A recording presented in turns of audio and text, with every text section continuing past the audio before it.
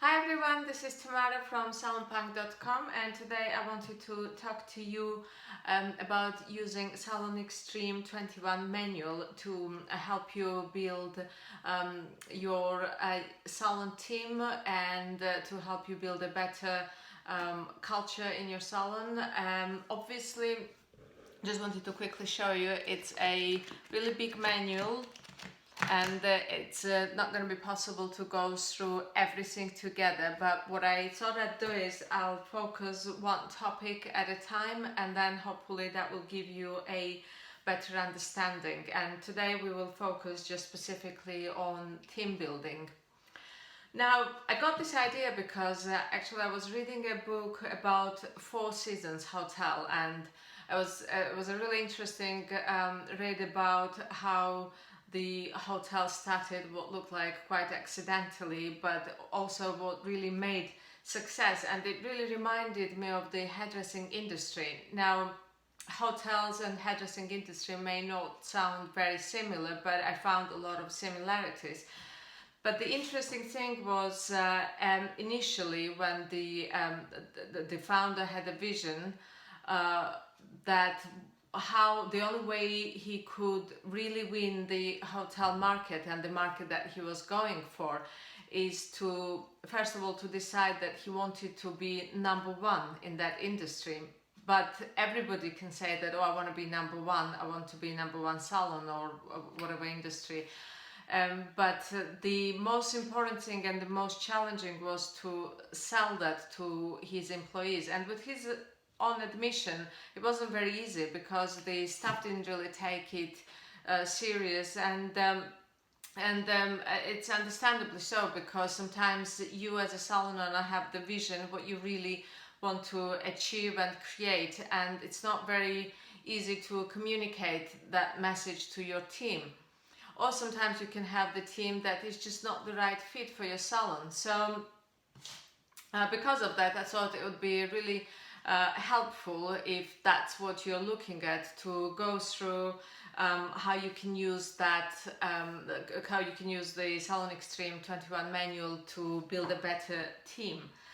Now, just really quickly, I've taken also some screenshots, so make sure to check on the page all the screenshots so it's easier for you to see, because I'm not sure how much you can actually see here.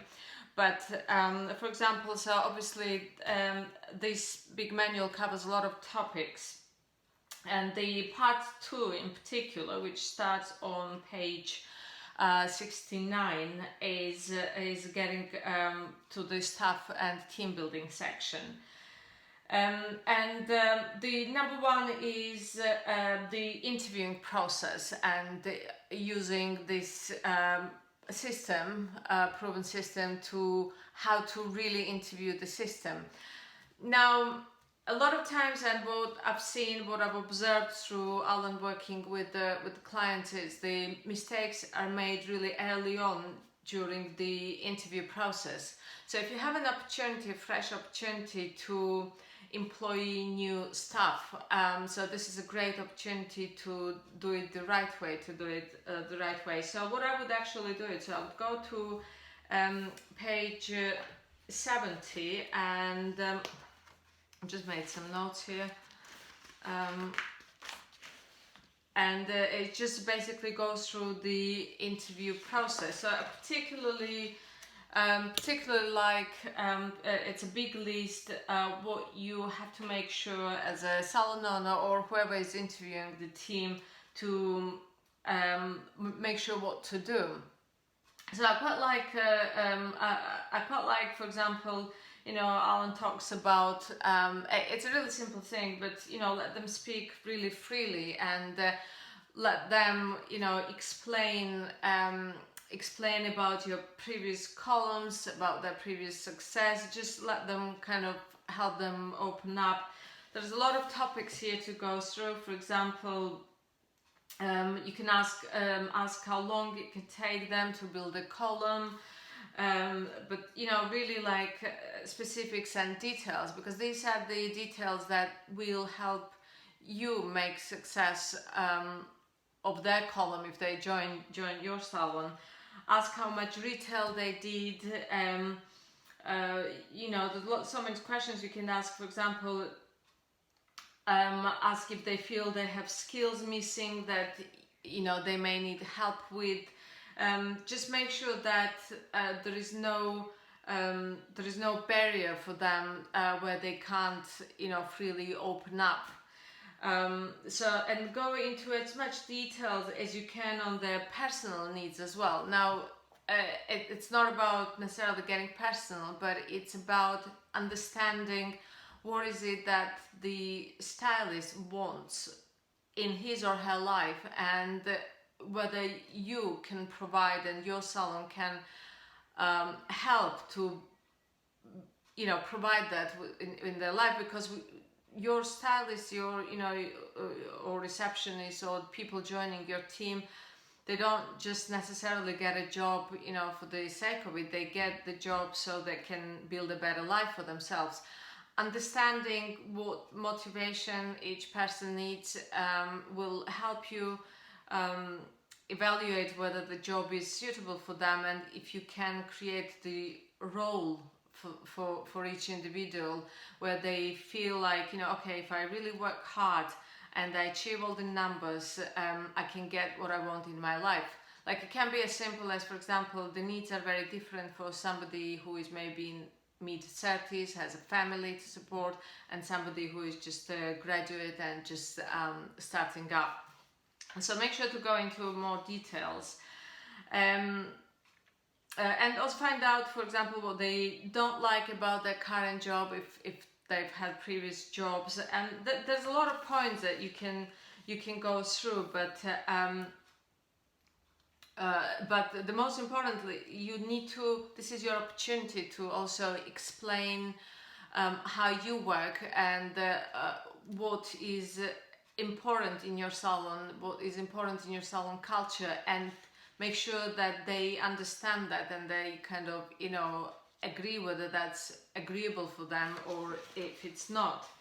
We've got also here, like, this is the how to advertise for the stylist. For example, usually you have the usual advertising for stylists. You see in the windows, stylist wanted, juniors wanted, etc. We provide grade this, grade that, but really they're not really that effective. And if you look at it, how frequently stuff change, you could probably see the reason why. So we've provided here some time and time again proven ads. Alan provided some proven ads where you can, you don't have to copy it, but you can just definitely model and use it as yours. We've had actually some people who pretty much copied it, and they've had like great success for the first time as well. I'm gonna skip a few sections, and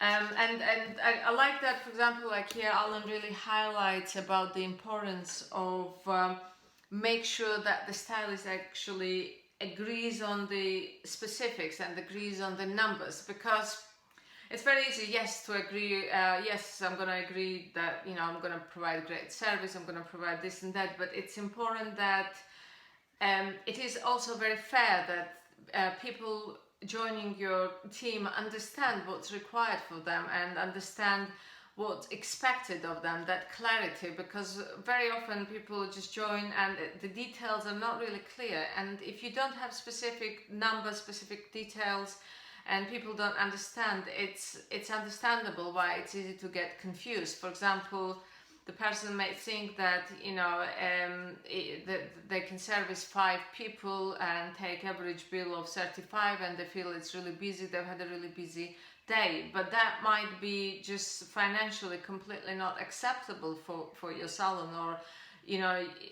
so you really need to make sure that you go into as much specifics as possible. For example, like I've got like a few examples here, but for examples, Alan says, so stylists should be taking 3 times their wages at the desk. So for example, if they get paid £300, that means takings of £900. So those details, and then obviously, you know, the details about how many clients they will need, and obviously then it's for other sections, but about making sure that each stylist hits those numbers, has the good average bill and, you know, number of clients and columns, but that's a completely different topic. So this is about recruiting the staff. And then of course, you know, making sure like how to make sure that your stylists understand the Salon Extreme principle. Now, I find this part really interesting, which is about how to explain your stylists about getting rewarded. So this is about this is really about going into micro details, how each stylist will get rewarded, and it's not just a random number. Okay, you know, this is your average wages. You know, if you do this much, you get that much, etc. But really explaining. Explaining, and I like that the details go as much as like, for example, it's not uncommon for staff to want to take short weeks, time offs, travel, new flat, help with getting flat, etc. So the rewards go often beyond financial means, and we live in the time where a lot of we're used to, and we're getting used to being more flexible way of working.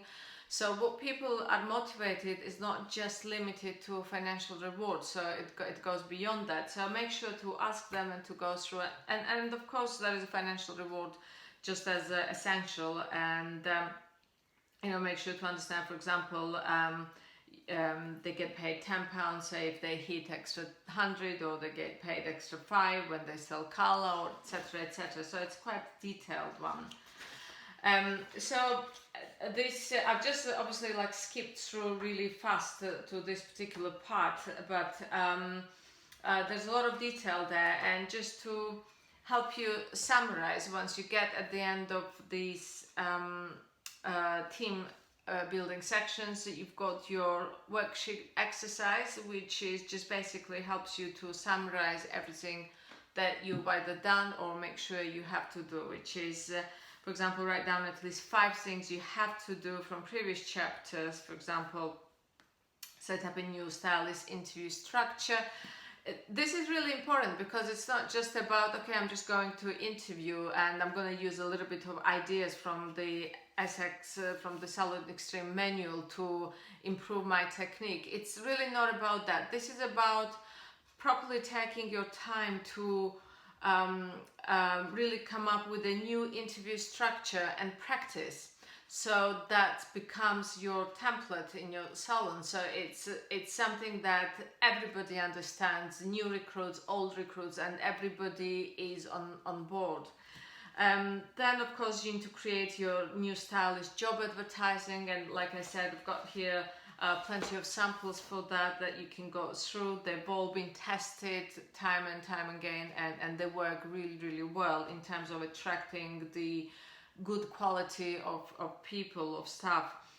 And make sure that you work out your stylist expectations and rewards. And again, it's not like a quickly just making changes, but really work out what is it that you expect from every stylist, financially, service wise, and what kind of rewards you are happy to provide, and of course if that can be agreeable. Then we've got, I haven't actually mentioned here, but there is a section about creating a system to train your new stylist and staff. This is something that I've skipped on purpose because it's a little bit of a bigger section on its own, and we will cover it another time. But it's an essential part to make sure that your team is properly trained. Now, I do find it interesting because everybody will say, yes, we have great service. I yet have to meet business owner that thinks that the service is really not good or very average or whatever. But there is a service standard that everybody else has